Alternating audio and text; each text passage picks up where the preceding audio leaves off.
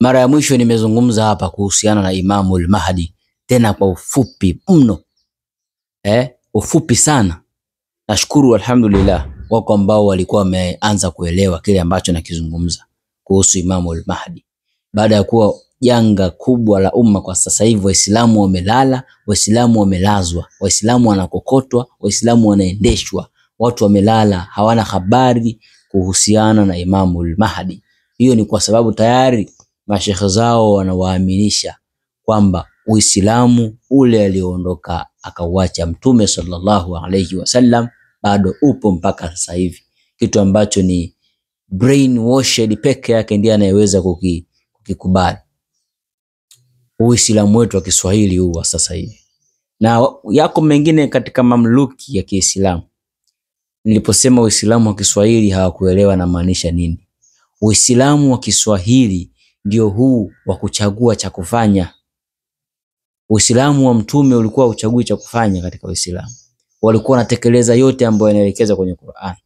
Sio Uislamu huu wa kufika kwenye aya fulani unaificha unaenda aya nyingine. Huu sio Uislamu wa Mtume na sio Uislamu kamili. Sasa issue ya Imamul Mahdi nilizungumza kwa ufupi sana, na nikasema nikaahidi kurejea na darasa itakayokuwa inakusudia kueleza kwa kina kuhusu Imamul Mahdi. Sasa basi tujue kitu kimoja. Imamul Mahdi ndio kazaliwa, yupo sasa hivi, na sasa hivi ana miaka takriban 36. Sasa ili nisiweze kuwachosha wale ambao wanapupa ya kutaka kujua kitu ili watoe hukumu, nafikiri tunaanza kuzungumza kwanza mazingira ambayo Mtume sallallahu alayhi wasallam kayazungumza, kwamba haya mazingira yatakapotokea katika mtazamo sifa za kimazingira kabla ya kujitokeza Mahdi, nini kitatangulia katika mazingira, ndicho ambacho leo nataka tuweze kuanza kukizungumza. Hatuwezi kuja tukakurupuka tukaanza kuzungumza kitu moja kwa moja bila kutoa mtazamo. Kwa tutatoa sifa ambazo Mtume kazitaja kwa mujibu wa maelekezo ya Mtume sallallahu alayhi wasallam, kwamba hizi sifa ndo zikitangulia, hizi sifa ndo zitatangulia kabla ya ujio wa Imamul Mahdi. Kuna sifa za kimazingira, lakini pia kuna sifa za kimaumbile. Mahdi anatazamika namna gani? Mahdi anafanana vipi? Kisha baada ya hapo ndo tutatoa mtazamo wetu. Nitatoa mtazamo wangu mimi kama mwalimu, kufikisha mtazamo wangu juu ya kwamba hizi sifa ambazo Rasulullah sallallahu alaihi wasallam kazitaja, ni nani ana sifa kama hizo? Wewe tega sikio lako hapo nisikilize. Sasa katika sifa za kimazingira, Mtume sallallahu alaihi wasallam kazungumza, kuna mambo mengi sana kazungumza ambayo yatatokea kabla ya kujitokeza kwa Imamul Mahdi, lakini hapa nitagusia mambo matatu ama mane kwa ufupi. Jambo la kwanza Rasulullah sallallahu alaihi wasallam kazungumza kabla ya kujitokeza kwa Imamul Mahdi, basi kupatwa kwa jua na mwezi ndani ya mwezi mtukufu wa Ramadhani. Mtume sallallahu alaihi wasallam kazungumza kuhusu hili jambo, amesema tangu Allah ayumbe hii dunia hapa hajawahi kupitia kipindi tukio kama hili likajitokeza, tukio la kupatwa kwa jua na mwezi ndani ya mwezi mmoja, tena mwezi wenyewe ndani ya mwezi mtukufu wa Ramadhani. Haijawahi kutokea. Sasa Mtume sallallahu alaihi wasallam anazungumza tukio hili. Sasa tukija katika mazingira yetu ya leo, mwaka 2024 ndani ya mwezi wa Ramadhani alikuwa tukio la kupatwa kwa jua. Jambo hili lilitangazwa na mamlaka ya anga ya Kimarekani, ile NASA ilitangaza habari hizi kwamba dunia itakumbwa na kitu fulani kitakachokuja kuipiga dunia. Asa uongo huu wa NASA, wako hata baadhi ya mashehe nao wakameza mzima wakatangazia Waislamu kwamba tarehe fulani kuna jiwe sio mabaki ya nini yatakuja kuipiga dunia na dunia itakuwa imefika mwisho wake. Na sikitika sana wao kuumeza uongo huu kichwa, kwa sababu wameacha maelekezo ya Allah tabaraka wa taala na kuacha maelekezo ya Mtume sallallahu alaihi wasallam na kuwashika NASA ambao ni hawana chochote katika kufata kwenye Qur'an. Sasa kitu kimoja, sisi hawa watu wa falak, hawa NASA, watu wa anga hawa, mambo yao mengi 99% sisi huku, yani sisi tunakaa kwenye kuwapinga kwa sababu wao hawaendi kimaandiko, kumbuka. Sasa anyway, tunaonye point. tukio hili lilitokea na Waislamu wakaweka shauku kubwa sana, lakini tukio hili lilikuwa ni kama simu ya kuamsha Waislamu. Kwa sababu gani? Tukio hili lilikuwa linasahibiana na kauli ya Rasuli sallallahu alaihi wasallam ya kwamba kabla ya Mahdi kujitokeza patatanguliwa, ama kabla ya ule utakapofika wakati wa mwisho ule, patatokea matetemeko mawili ndani ya mwezi mmoja, ambako hayo matetemeko mawili baada ya hapo ndipo Mahdi ataweza kuonekana. Mtume sallallahu alaihi wasallam akazungumza katika hadithi moja ndefu sana ambayo inapatikana katika kitabu cha Sunan Darul Qutni. Hadithi hii Mtume sallallahu alaihi wasallam anazungumza, anasema Mahdi wetu, yani mtume sisi tunafahamishwa. Mtume anasema Mahdi wetu kabla hajitokeza kuna ishara mbili ambazo hazijatokea tangu kuumbwa kwa mbingu na ardhi.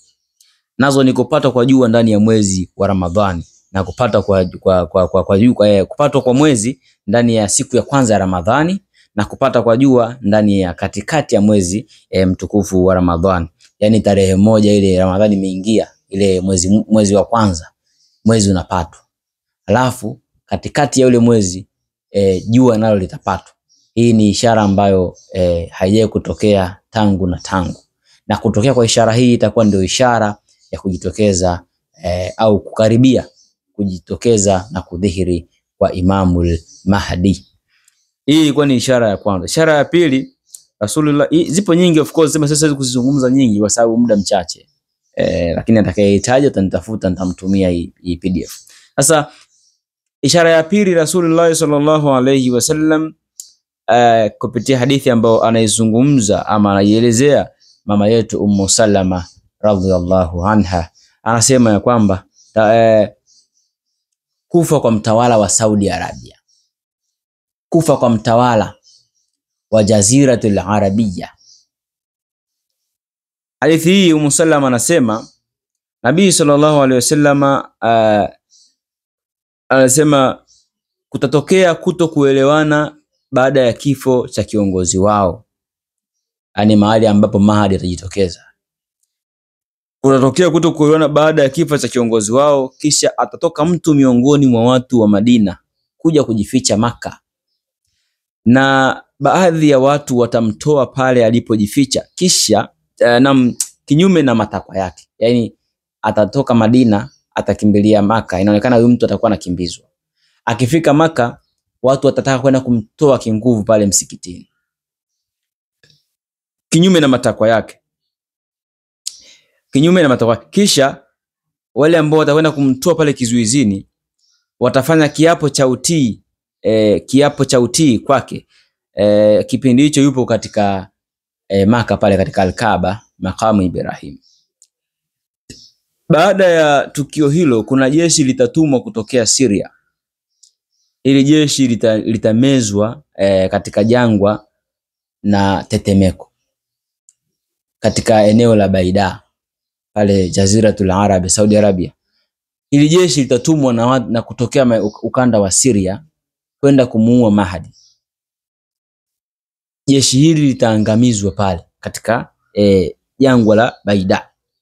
Lakini pia akasema litamezwa baina ya Maka na Madina katika eneo linaloitwa Baida. Watu watakapoliona tukio hili, wale waja wema na watu wa Iraq watamfuata huyo ambaye amefanywa bai'a, watamfuata ili nao wafanye kiapo cha utii baina ya makamu Ibrahim. Kisha atatokea mtu wa kabila la Kikureishi ambaye ndugu zake upande wa mama ni wa kabila la Kalbi. Mtu huyu atatuma jeshi ili likamshambulia huyo mtu aliyefanywa kiapo, ila jeshi hilo litashindwa na kutayarisha. Na kipindi hicho patakuwa kutakuwa na wale ambao hawajapata ngawira za Kalbi, yani kutakuwa kuna wale ambao bado hawajaungana na hilo jeshi of course. Sasa yule aliyepewa kiapo atagawa mali na kuongoza watu katika sunna za Nabii sallallahu alaihi wasallam mpaka muda wake huo wa miaka 7. Hadithi kamalizia kusema kisha ataishi miaka 7 atakufa. Hii kwa sifa ya pili ya kwamba baada ya ishara ya pili ya kujitokeza kwa Imam al-Mahdi katika utawala wa Saudi Arabia patajitokeza mgongano baada ya mfalme wa sasa wa Saudi Arabia bwana King Salman ambaye sasa hivi yupo katika hali mahututi kufa. Baada ya kufa huyu mfalme patatokea mzozo pale, ule mzozo utakaopelekea watu kutaka kuuana. Hasa katika kuuana huko, huo mzozo utakuwa ni baina ya watoto wale wenyewe kugombania kiti cha ufalme, nani atarithi kiti, kitu ambacho kitapelekea watake kuuana wale watoto. Atakimbia mmoja wa watoto, atatoka pale, atakwenda Maka katika makamu Ibrahim. Akifika pale atakwenda kufanya tauba kwa Allah. Allah atamsahihisha, atambadilisha ndani ya ule usiku mmoja. Kisha baada ya hapo watakuwepo watu watakaokwenda kumuona wewe ndio wataenda inaonyesha kwamba Mahdi atakuwa ajitambui kama ndiye Mahdi mpaka watu waende kufaje kumwambia wewe ndiye Mahdi.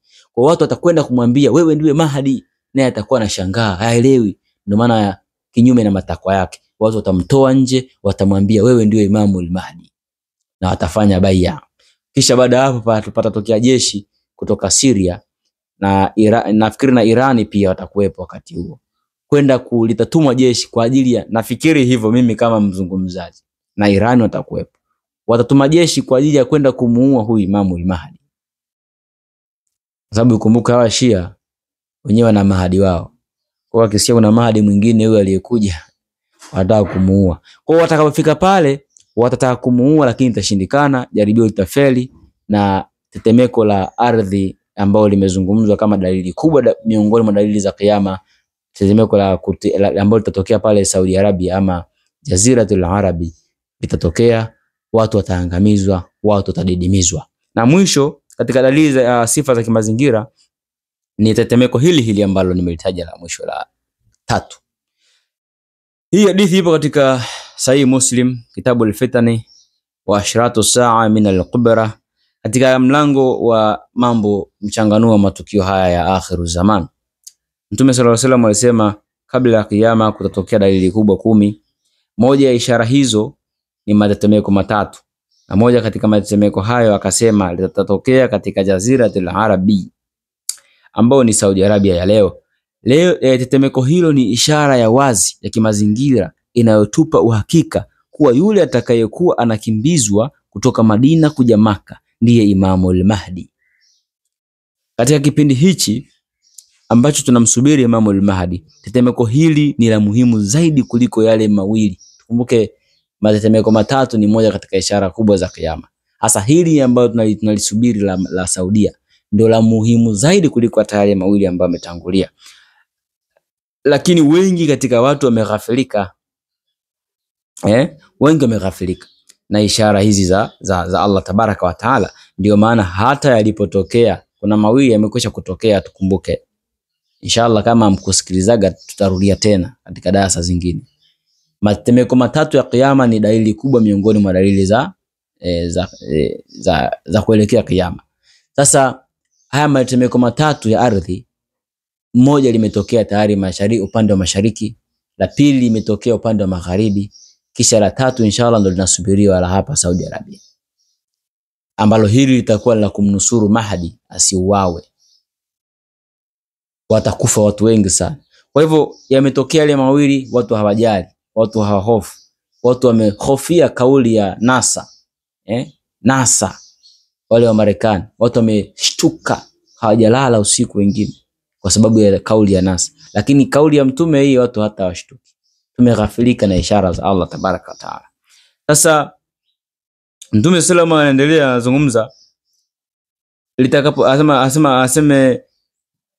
anasema Imamul Mahdi, wale watu ambao watakuwa wanamkimbiza Imamul Mahdi kwa nia ya kumuua katika tukio hilo ndio watakaoangamia.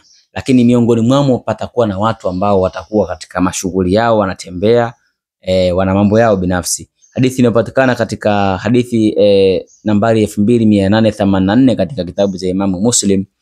Inazungumza katika eneo la tambarale la Baida ndiko ambako tetemeko hili litajitokeza, ambapo kati yake patakuwa pana watu ambao wana shughuli zao, wanajishughulisha na mambo yao. Kisha Allah nao watakumbwa na msiba kama huu, lakini watafufuliwa kwa namna mbalimbali. Yani watafufuliwa kwa nia zao. Kuna wale ambao watakuwa wako pale, mathalani wanaenda kutembea, wana safari zao, wafanya biashara, wengine hawajui kinachoendelea kitu gani, ila Allah teremsha tetemeko, kisha watu watafanyaje? Watakusanywa, watadidimizwa na ardhi.